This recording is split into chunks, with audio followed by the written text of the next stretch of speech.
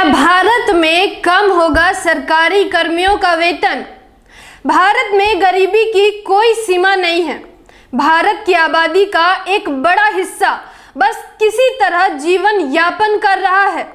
भारत में लोग अच्छी शिक्षा, अच्छा स्वास्थ्य और जीवन स्तर से ज़्यादा 2 वक्त की रोटी के लिए मेहनत करता है, क्योंकि भारत में इतनी असमानता है जहां एक ही देश के कुछ लोगों के पालतू जानवरों तक को खिलाने के लिए एक से एक वैरायटीज होती हैं, वहीं कुछ लोगों को रात के साधारण खाने के लिए पूरे दिन मशक्कत करनी पड़ती है। अब भारत की गरीबी का अंदाजा इस बात से लगा सकते हैं कि यहाँ लोग 15-15 दिनों तक बिना खाए रह जाते हैं। बाप बच्चों को खाना नहीं खिला पाता है तो फांसी के फंदे को ही गले लगा लेता है।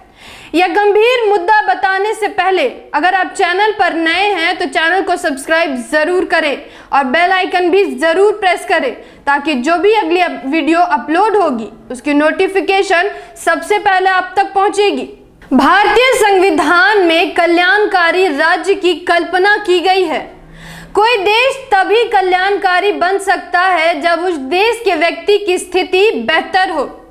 भारत एक ऐसा देश है जहां एक तरफ विश्व के टॉप अमीरों की लिस्ट में इस देश के नागरिक मिल जाएंगे और वहीं दूसरी तरफ विश्व के सबसे गरीब देशों की सूची में आपको भारत नजर आएगा।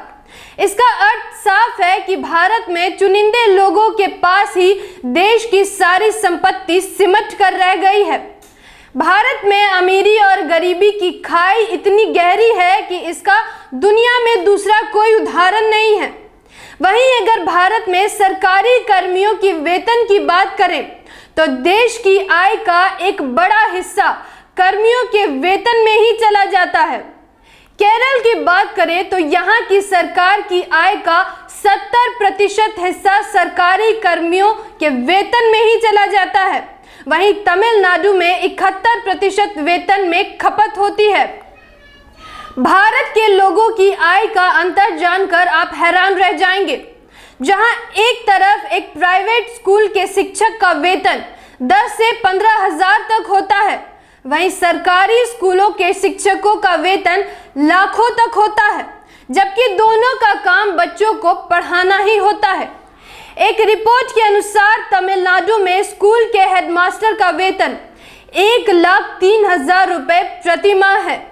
इसमें कोई गुंजाइश नहीं कि भारत में 2014 से लगातार आर्थिक विकास दर में कमी आई है। देश की जीडीपी की लगातार गिरावट ने सारे रिकॉर्ड तोड़ दिए हैं।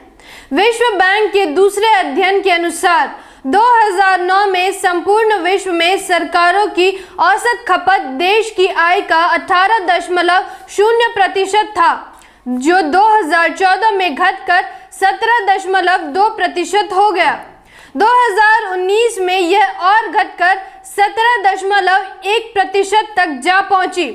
इसकी तुलना भारत की औसतन खपत से करें तो 2014 में भारत सरकार की खपत देश की आय का 10.4% था, जो 2020 में बढ़कर 12.6% हो गया।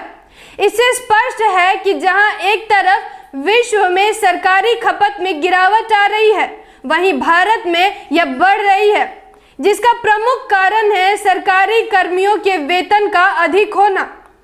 विश्व बैंक के गवर्नमेंट एम्प्लॉयमेंट एंड पे अध्ययन के अनुसार वियतनाम में सरकारी कर्मियों का वेतन देश की प्रति व्यक्ति आय का 0.9 गुना है। यानी यदि देश के नागरिकों का प्रति व्यक्ति आय 100 रुपए है तो सरकारी कर्मियों का वेतन 90 रुपए है।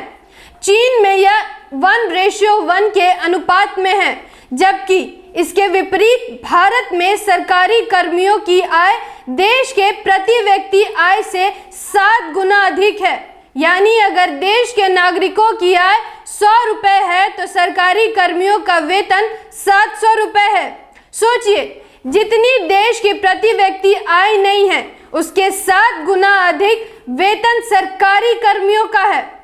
आज चीन आर्थिक विकास के मामले में भारत से बहुत आगे है और अब वियतनाम भी भारत से आगे निकल चुका है।